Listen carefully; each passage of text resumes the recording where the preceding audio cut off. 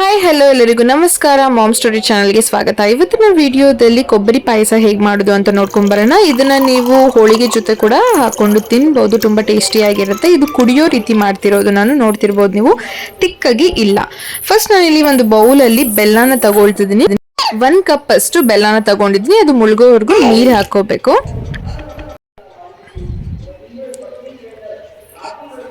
Next ನಾನು ಒಂದು ಜಾರಿಗೆ ಅರ್ಧ ಹೋಳು ಕೊಬ್ಬರಿ ಕಟ್ ಮಾಡ್ಕೊಂಡಿದ್ದೀನಿ ಸಣ್ಣ ಸಣ್ಣದಾಗಿ, ಮತ್ತೆ 12ರಿಂದ 15 ಬಾದಾಮಿ, ಗಸಗಸೆ 1 ಟೇಬಲ್ ಸ್ಪೂನ್ ಅಷ್ಟು, ಸೋಂಪು ಅರ್ಧ ಟೇಬಲ್ ಸ್ಪೂನ್ ಅಷ್ಟು, ಏಲಕ್ಕಿ ಪುಡಿ ಮಾಡ್ಕೊಂಡಿರೋದು ಒಂದು 4ರಿಂದ 5 ಇದೆಲ್ಲವನ್ನು ಹಾಕ್ಕೊಳ್ಬೇಕು. ಇದಿರಲ್ವಾ ಯಾವ ರೀತಿ ಆಗಿದೆ, ಬೆಲ್ಲ ಎಲ್ಲ ಕರ್ಗಿದೆ. ಸೊ ಈಗ ಮಿಕ್ಸಿ ಮಾಡ್ಕೊತಿದ್ದೀನಿ.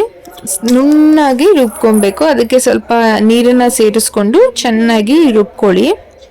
ನೋಡ್ತಿದ್ದೀರಲ್ಲ ಯಾವ ರೀತಿ ಪೇಸ್ಟ್ ಆಗಿದೆ. ಸೊ ಈಗ ಬೆಲ್ಲದ್ರಲ್ಲಿ ಇದನ್ನ ಹಾಕಿ, ಇದೇನು ಮಾಡ್ಕೊಂಡಿದ್ದೀರಾ ಕೊಕೊನೆಟ್ನ ಅದನ್ನ ಹಾಕಿ ಮತ್ತೆ ಮಿಕ್ಸಿಯಲ್ಲಿ ಒಂದು 2 ಗ್ಲಾಸ್ ಅಷ್ಟು ನೀರು ಹಾಕಿ ಮತ್ತೆ ಇದಕ್ಕೆ ಹಾಕ್ಕೋಬೇಕು.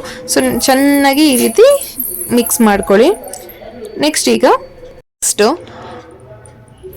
ಒಂದು 3ರಿಂದ 4 ಟೇಬಲ್ ಸ್ಪೂನ್ ಅಷ್ಟು ತುಪ್ಪನ ಹಾಕೊಂಡು ಎಲ್ಲ ಡ್ರೈ ಫ್ರೂಟ್ಸ್, ನಿಮ್ಮ ಹತ್ರ ಏನೇನಿದೆ ಡ್ರೈ ಫ್ರೂಟ್ಸ್ ಎಲ್ಲಾನು ಹಾಕೋಬೇಕು. ನಾನು ದ್ರಾಕ್ಷಿ ಗೋಡಂಬಿ ಮಾತ್ರ ಹಾಕೊಂತಿದ್ದೀನಿ. ನೀವು ಇನ್ನ ಬಾದಾಮಿ ಪಿಸ್ತಾ ಏನೇನು ಬೇಕು ನಿಮಗೆ ಹಾಕೋಬಹುದು. ಇದು ಸ್ವಲ್ಪ ಫ್ರೈ ಆಗಿದ ತಕ್ಷಣ ನೋಡ್ತೀರಲ್ವಾ ಯಾವ ರೀತಿ ಫ್ರೈ ಆಗಿದೆ ಅಂತ. ಫ್ರೈ ಆಗಿದ ತಕ್ಷಣ ಇದನ್ನ ನೀವು ಸುಕ್ಕೀರ್ ಏನಿದೆ ಅದಕ್ಕೆ ಹಾಕೋಬೇಕಾಗತ್ತೆ. ಕೊಬ್ಬರಿ ಪಾಯಸಗೆ ಹಾಕೋಬೇಕು, ತುಂಬಾ ಟೇಸ್ಟಿಯಾಗಿರುತ್ತೆ. ಈಗ ಒಂದು 2 to 3 ಮಿನಿಟ್ಸ್ ಚೆನ್ನಾಗಿ ಇದೇ ರೀತಿ ಗಂಟಿಲ್ಲನ ಇದ್ರೆ ನೋಡ್ಕೊಳ್ಳಿ, ಚೆನ್ನಾಗಿ ಮಿಕ್ಸ್ ಮಾಡ್ಕೊಳ್ತೀರಿ.